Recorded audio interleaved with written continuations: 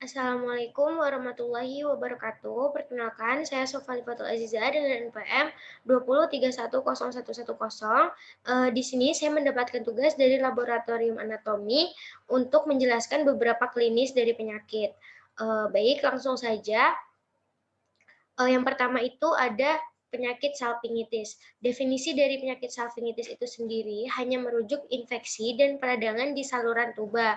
Hampir semua kasus salpingitis disebabkan oleh infeksi bakteri, termasuk penyakit menular seksual seperti gonor dan chlamydia.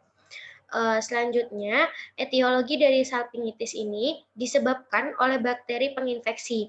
Jenis-jenis bakteri yang biasanya menyebabkan salpingitis seperti Mycoplasma, Staphylococcus, Streptococcus, dan selain itu salpingitis bisa juga disebabkan oleh penyakit menular seksual seperti gonorrhea, chlamydia, infeksi puerperal, dan post-abortus. Selanjutnya ada patofisiologi dari penyakit salpingitis ini. Patofisiologi dari salpingitis akut umumnya melibatkan infeksi ascendens dari endocervix atau vagina ke mukosa tuba falopi.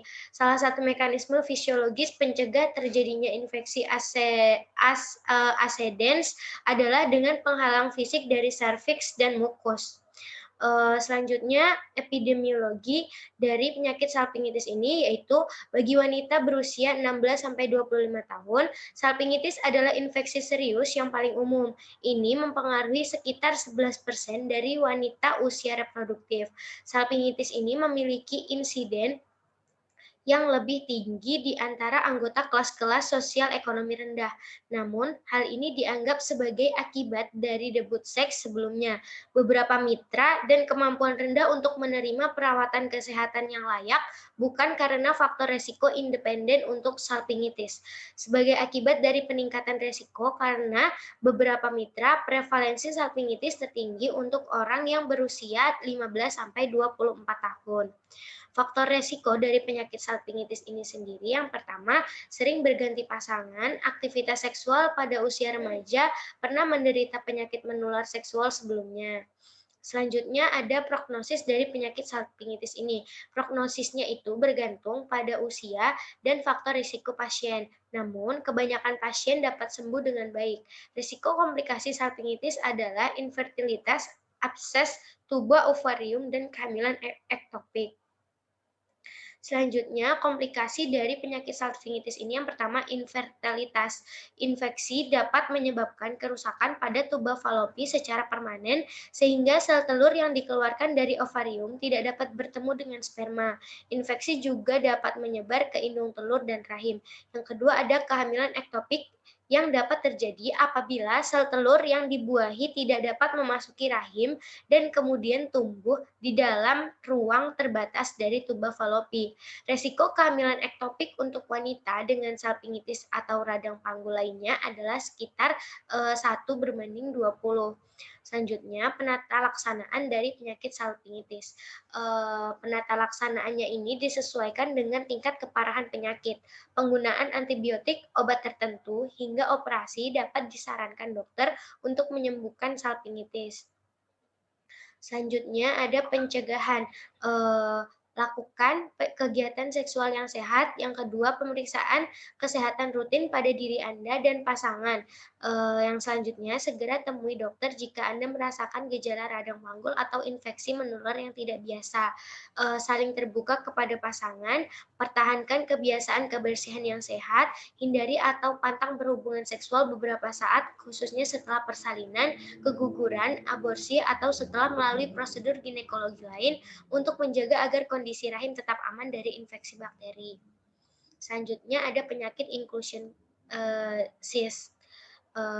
Pertama, definisi dari penyakit ini adalah benjolan di bawah kulit yang tidak bersifat kanker. Secara fisik, kista epidermoid berwarna kuning kecoklatan serta berisi cairan kental yang berbau. Kista epidermoid merupakan benjolan yang jinak dan jarang menimbulkan masalah kesehatan. Namun, pada beberapa kasus, kista ini dapat mengganggu penampilan, terasa nyeri, pecah, atau bahkan menimbulkan infeksi. Selanjutnya, etiologi dari inclusion cyst terjadi karena penumpukan keratin, yaitu tumbuh sel-sel kulit mati terjebak di dalam kulit. Kondisi ini dapat dipicu oleh cedera pada kulit, infeksi HPV, jerawat, atau paparan sinar matahari yang berlebihan. Selanjutnya, patofisiologi dari inclusion cyst ini berasal dari sel epidermial yang mempenetrasi ke dalam kulit dan bermultiplikasi membentuk dinding kista.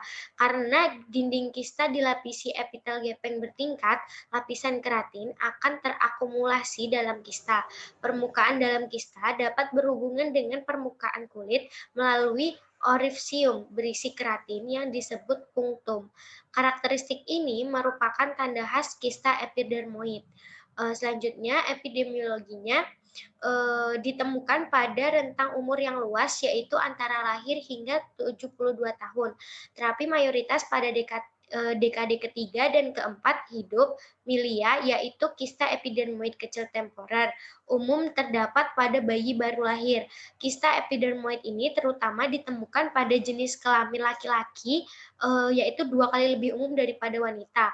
Tidak terdapat predileksi pada ras tertentu, dan pigmentasi pada kista epidermoid ini lebih umum ditemukan pada individu berkulit gelap. Selanjutnya, faktor risiko dari penyakit ini adalah orang yang terkena trauma kulit, infeksi HPV, jerawat, atau paparan berlebihan terhadap matahari lebih beresiko mengalami kista epidermoid. Kista ini lebih sering terjadi pada pria usia 30-40 tahun. Meskipun bisa menyerang siapa saja, orang yang memiliki kulit berjerawat memiliki resiko lebih tinggi untuk mengalami kista epidermoid. Selanjutnya, komplikasi dari penyakit ini adalah yang pertama ada peradangan, kista epidermoid menjadi lunak dan membengkak meskipun tidak terinfeksi. Yang kedua ada infeksi karena kista yang pecah, dan yang terakhir ada kanker kulit. Prognosis dari penyakit ini adalah ditentukan berdasarkan ada tidaknya komplikasi, rekurensi, dan resiko kista berkembang menjadi keganasan. Resiko komplikasi, rekurensi, dan perkembangan kista menjadi ganas relatif rendah. Adapun penata laksanaan dari penyakit ini adalah pengobatan yang paling efektif itu pengambilan kista melalui pembedahan. Setelah operasi dilakukan, hindari olahraga kontak dan aktivitas berat. Pada saat perawatan luka setelah operasi, usahakan agar luka tetap kering. Konsumsi makanan yang mengandung protein agar untuk menunjang jaringan baru agar cepat terbentuk. Selanjutnya, pencegahan dari penyakit ini adalah melindungi kulit dari paparan sinar UV dan jangan mengeluarkan kista sendiri agar tidak terjadi infeksi dan kambuhan. Selanjutnya ada penyakit unicornuata uterus. Definisi dari penyakit ini yaitu kondisi terjadi ketika rahim wanita hanya berukuran setengah dari normal dan memiliki satu saluran tuba falopi. Kelainan yang disebut juga uterus dengan satu tanduk ini disebabkan oleh jaringan yang membentuk rahim dan tidak berkembang dengan baik. Epidemiologi dari penyakit ini yaitu mewakili mulerian 2,5 sampai 13,2% dari semua malformasi uterus.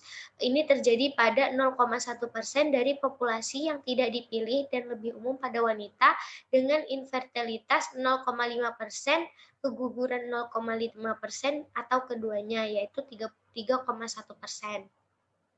Selanjutnya, gejala dari penyakit unicornuata uterus ini yang pertama sakit perut jika ditemukan sisa rahim lainnya, kesulitan hamil, komplikasi selama kehamilan dan atau persalinan termasuk persalinan prematur, keguguran dan kelahiran sungsang yaitu kaki pertama.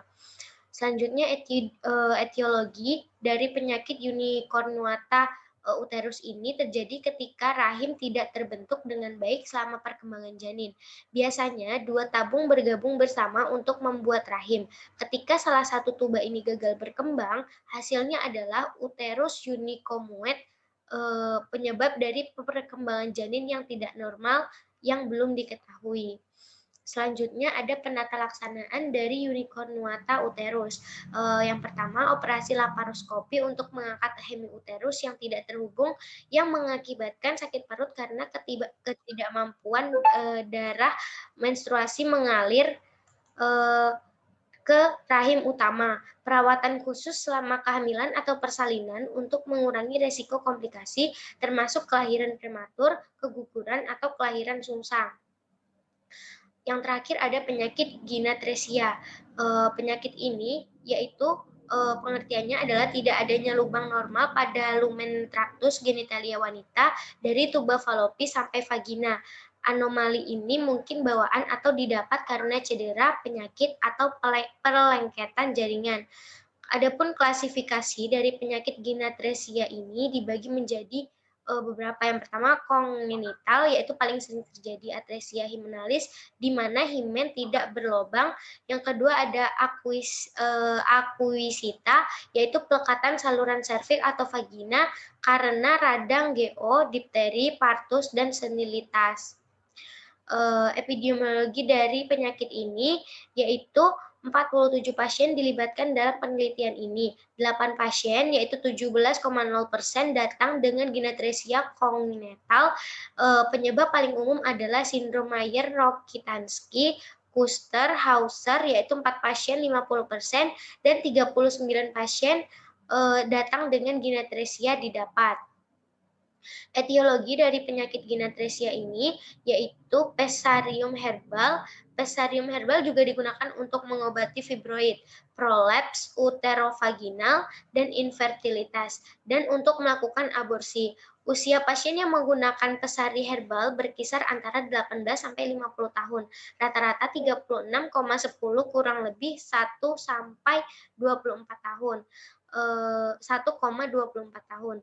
Penyebab lain ginatresia didapat adalah cedera lahir 6 pasien, yaitu 15,4%, dan mutilasi alat kelamin wanita, yaitu 2,5,1%. Selanjutnya, penata laksanaan dari penyakit ginatresia ini karena adesi padat terutama bedah. Penggunaan dilator tidak memadai karena vagina yang mengalami devaskularisasi dan jaringan parut tidak memiliki elastisitas untuk serat yang akan dipotong. Penata laksanaan bedah dapat berupa eksisi sederhana atau rekonstruksi vagina lengkap dan itu tergantung pada tingkat kerusakan. Prosedur bedah untuk rekonstruksi termasuk vaginoplasti di mana ruang dibuat di jaringan ikat antara rektum dan kandung kemih dengan menggunakan cangkok kulit split thickness dari paha anterior atau bokong pasien. Lainnya termasuk penggunaan myokutan, peritoneum, segmen usus, dan cangkok untuk membuat vagina baru. Mungkin itu saja yang dapat saya sampaikan. Sekian, terima kasih. Wassalamualaikum warahmatullahi wabarakatuh.